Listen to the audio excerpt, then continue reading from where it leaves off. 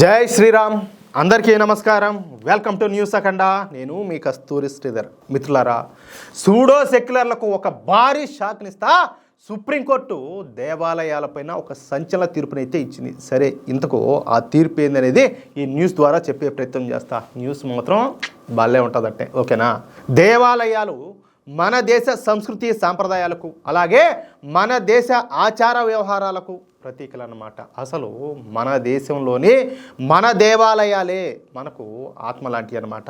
మన దేశంలో కొన్ని లక్షల సంఖ్యలో దేవాలయాలన్నీ కూడా ఉన్నాయి. వీటిలో ఎన్నో పురాతనమైనటువంటి దేవాలయాలు కూడా ఉన్నాయి. ఇక మన దేశంలోని ఈ దేవాలయాలకు మాన్యాలను, అంటే దేవుడి మాన్యాలు అంటారు కదా, మామూలుగా వాటికి భూములు ఇట్లా ఆస్తులు అవన్నీ కూడా ఇస్తారనమాట, బాగుండేవాళ్ళు. ఆ విధంగా భూములను ఆస్తులను అప్పట్లోనే ఎంతోమంది రాజులు, భూస్వాములు, ధనికులు దానం ఇచ్చినారు.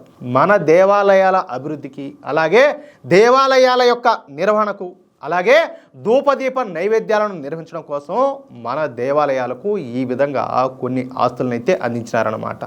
అంతే తప్ప మన దేవాలయాలు ఎవడబ్బా సొమ్ము కాదు, ఎవడబ్బా సొత్తు కాదు. అదేవిధంగా ఏది ఈ ప్రభుత్వాల మీదనో లేకపోతే ఇంకొకరి మీదనో ఎటువంటి పరిస్థితుల్లో ఆధారపడవు కూడా. మన దేవాలయాలు పూర్తిగా హిందువులకే చెందుతాయి, అవునా కాదా? అలాగని చెప్పేసి ఏ ఇతర మతస్థులను కూడా మన దేవాలయాలను సందర్శించొద్దని చెప్పేసి మనం చెప్పడంలే.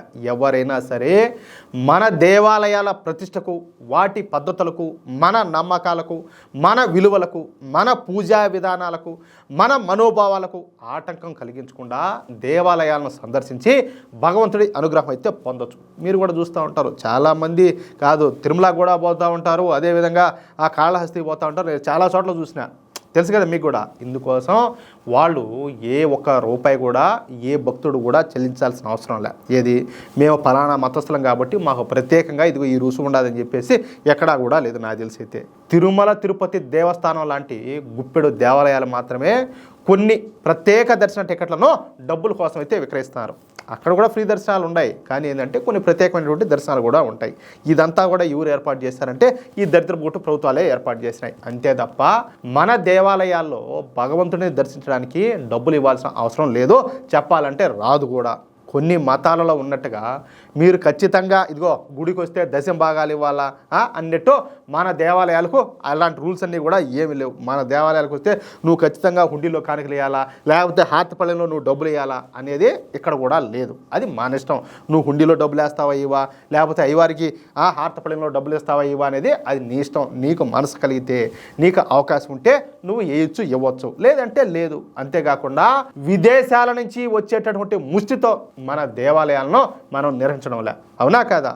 మన దేవాలయాలలో మనం మనకి ఇష్టమైతేనే కొంత డబ్బును ఆ దేవుడికి సమర్పించుకుంటాం. అంతే తప్ప మన దేవాలయాల్లో బలవంతంగా డబ్బులు ఇవ్వమని చెప్పేసి ఎవరిని కూడా డిమాండ్ చేయరు. అటువంటి మన దేవాలయాలను దేవాదాయ శాఖ అంటూ ఒక శాఖను ప్రారంభించి దానిని ప్రభుత్వ ఆధ్వర్యంలోకి తీసుకొచ్చారు. ఇక అప్పటి నుంచి మన దేవాలయాల్లో ఈ దోపిడీ అంతా కూడా ప్రారంభమైపోయింది. మన దేవాలయాల భూములను అలాగే మన దేవుడి మాన్యాలను కబ్జాలు చేయడం, అక్రమంగా ఆక్రమించుకోవడం చేస్తున్నారు. ఎంత దారుణమో చూడండి. అంతేకాకుండా ఈ దిక్కుమాలినటువంటి ఈ సూడో సెక్యులర్ ప్రభుత్వాలు మన దేవాలయాల ఆదాయాన్ని పక్కదారి పట్టిస్తున్నాయి. ఏడు చూస్తేనేమో ఇట్లా ఈ పక్క, ఇంకో పక్కనేమో ఈ ఒగ్బోర్డు పేరు చెప్పి వాళ్ళు వచ్చేసి దేవాలయాలను, దేవాలయ ఆస్తులను, భూములను మొత్తం ఆ దేవాలయాలకు ఇరువల్లో ఉండేటటువంటి మొత్తం సామాన్య ప్రజల ఇళ్లను మొత్తం వాళ్ళనే వీళ్ళేమో మింగిపాటు దొబ్బుతూ ఉంటారు, మామూలు కూడా కాకుండా. ఇక కేరళ విషయానికి వద్దాం. ఈ కేరళలో సహకార బ్యాంకులు ఎక్కువగా ఉంటాయి. సొసైటీలు అంటారు చూడు, ఆ సొసైటీ బ్యాంకులు అన్నమాట. ఈ సహకార బ్యాంకులు మొత్తం కూడా జిహాదీల చేతుల్లోనూ, ఈ కమ్యూనిస్టుల చేతుల్లోనూ, కాంగ్రెస్ నాయకుల చేతుల్లోనూ ఉంటాయి. నా అంచనా ప్రకారం కేరళలో దాదాపుగా 400 వరకు ఈ సహకార బ్యాంకులన్నీ కూడా ఉన్నాయి. అయితే ఈ సహకార బ్యాంకులు మొత్తం కూడా పెద్ద పెద్ద స్కాముల్లో ఇరుక్కుపోయి ఉన్నాయి అన్నమాట. ఈ సహకార బ్యాంకుల్లో డబ్బునంతా కూడా ఈ జిహాదీగాళ్ళు అలాగే ఈ కమ్యూనిస్టులు అలాగే కాంగ్రెస్ నాయకులు స్వాహా చేస్తూ ఉంటారనమాట. దీంతో కేరళలో ఈ సహకార బ్యాంకుల నిర్వహణ కష్టంగా మారిపోయింది. ఇంకా వచ్చినట్టు దిగమింగుతా ఉంటే ఇంక కష్టంగా ఇంకేం ఊరికేనే ఉంటుంది ఈజీగా.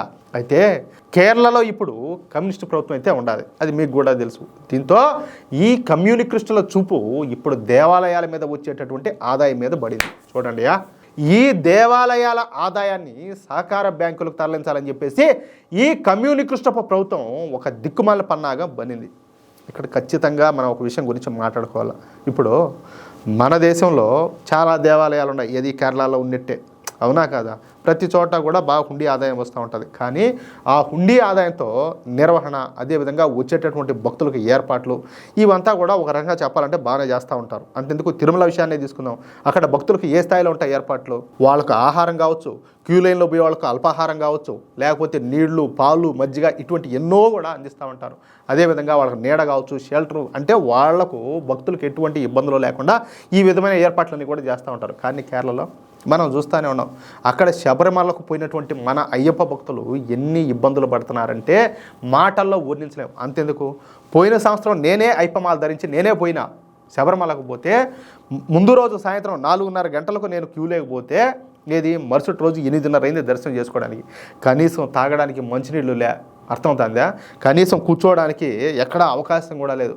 కనీసం యాడైనా పాస్ పోసుకుందామని చెప్పి పోతే మొత్తం ఎక్కడా కూడా ట్యాపుల్లో నీళ్లు రావడం లేదు. ఆ బాత్రూమ్ లేకపోయి చూస్తే దేవుడా భగవంతుడా ఆ గబ్బుకే భరించలేం, ఎందుకంటే నీళ్ళు వస్తాయి కదా.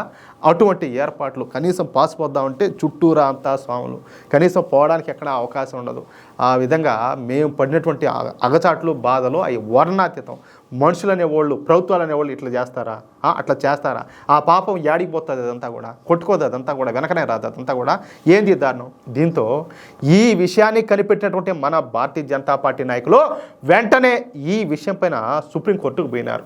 ఈ క్రమంలో దేవాలయాల ఆస్తులు అలాగే సంపదకు సంబంధించి సుప్రీంకోర్టు శుక్రవారం రోజున, అంటే నిన్న, ఒక సంచలన తీర్పునైతే వెలువరించిందనమాట.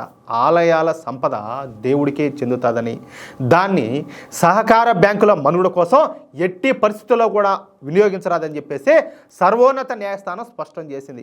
ఈ విషయంలో కేరళ హైకోర్టు ఇచ్చేటువంటి తీర్పును సమర్థిస్తా ఈ ఆదేశాలన్నీ కూడా జారీ చేసింది. నాకెందుకో ఈ మధ్య సుప్రీంకోర్టులో ఏదో కొంతవరకు మార్పు వచ్చినట్టు కనపడతాం వల్ల, ఎందుకంటే కొన్ని పాజిటివ్ తీర్పులు మనం చూస్తున్నాం ఈ మధ్యకాలంలో మనం చూస్తే, అవునా కాదా? ఇకపోతే ఈ సందర్భంగా జస్టిస్ సూర్యకాంత్ గారు కొన్ని ఘాటు వ్యాఖ్యలు కూడా చేశారు. సహకార బ్యాంకులను కాపాడడానికి గుడి డబ్బును ఉపయోగిస్తారా మీరు? దేవుడి డబ్బు కేవలం ఆలయ ప్రయోజనాల కోసమే వాడాలి, అది బ్యాంకులకు ఆదాయ మార్గం అయితే ఎట్టి పరిస్థితుల్లో కూడా కాకూడదని చెప్పేసి ఆయన అయితే స్పష్టం చేశారు. చూడండి, ఇక్కడ కస్టమర్ల నుంచి డిపాజిట్లు రాబట్టుకోలేకపోవడం అనేది సహకార బ్యాంకుల సమస్య, అందుకు దేవుడి సొమ్మును వాడడం సరికాదని చెప్పేసి ఆయన అయితే హితవు పలికినారు. ఇప్పుడు సరే బాగానే ఉండాలి, ఇప్పుడు దేవుడి సొమ్ము కావాలనుకునేటంటే, హిందువుల హుండీ ఆదాయం కావాలనుకుంటే మీరు పోయి చర్చిలకు అదేవిధంగా మసీదులకు పోయి అడుగుతారా? ఈ విధంగా మా సహకార బ్యాంకులు నడవడం లేదు, దానికోసం ఇట్లా మసీదులు సొమ్ము వాడుకుంటాం, లేకపోతే మీ చర్చిల సొమ్ము వాడుకుంటాం అని చెప్పేసి వాళ్ళు పోయి అడుగుతారా? మెట్లతో కొడతారు వాళ్ళు, చేత్తో కొట్టరు. అట్టని చెప్పేసి హిందువుల సొమ్ము, హిందూ దేవాలయాల సొమ్ము ఏడేం తేరగా ఉండదు. నేను ఆయన గారిదంతా వీళ్ళకుండా అదిరా, మనము ఎందుకులే, మనం ఎరిపుష్పాలం అయ్యి వాళ్ళు వచ్చి ఆటలాడతారు. మనకి దీంట్లో ఒకరు గుజ్జు అనేది పనిచేస్తామంటే మన బతుకులు ఈ మరి కనబడి ఉంటాయా? మన ముందు వాళ్ళు వచ్చి తోకుపుతారా? కాదు, పిల్లి గుడ్డిదైతే ఎలుక వచ్చి తోకుపుతుందంట, ఎలుక. అట్టగా మనం ఎదలం అయిపోయి వాళ్ళంతా కథలు దొబ్బుతారు, లేకపోతే ఇదంతా కూడా ఎట్ట జరుగుతుంది, అవునా కాదా? ప్రజల నుంచి నమ్మకాన్ని పొందడంలో బ్యాంకుల విఫలమైతే అది వాటి సమస్య అని చెప్పేసి పేర్కొంటా సహకార బ్యాంకుల పిటిషన్ను సుప్రీంకోర్టు అయితే తోసిపుచ్చింది. దేవాలయాల డిపాజిట్లను తిరిగి దేవాలయాలకి ఇవ్వాల్సిందేనని చెప్పి స్పష్టం చేస్తా సుప్రీంకోర్టు ఒక కీలకమైన స్పష్టమైనటువంటి తీర్పునైతే ఇచ్చింది. దీంతో కేరళలో ఉన్నటువంటి ఈ కమ్యూనిస్టులు అలాగే కాంగ్రెస్ నాయకులు, జిహాదీగాళ్ళు ఇప్పుడు లబ్బో దిబ్బోమని చెప్పి అంటున్నారు. ఏమే మీ నాయన గారి దంతా పోయిందా? మీ తాతగారి దబ్బుకొచ్చి పెట్టినారా? కాదు, మీ కష్టార్జితం ఏమన్నా ఎండాదా? దేవాలయాల్లో ఏందియా ఇదంతా కూడా? ఇదే చెప్పేది, మన చేతగానితనము మన భవిష్యత్తును నాశనం చేస్తుంది. మన ముండాకోరి ఎదోలకు అది అర్థం కావడం లేదు. అది ఎప్పటికి అర్థమైతే వచ్చాదో నాకు అర్థం కావడం లేదు. ఒక పక్క మత మార్పిళ్ళు, ఒక పక్క మన దేవాలయాలను మొత్తం అంతా కూడా అన్యాక్రాంతం చేయడం, మన దేవాలయ మాన్యాలను అన్యాక్రాంతం చేయడం, చివరికి ఏంటంటే మనం వేసేటటువంటి హుండీ ఆదాయం కూడా దోచుకోవాలని చెప్పి చూడడం. మళ్ళీ ఏంటంటే హిందువులు ఈ దేశంలో ఉండకూడదు.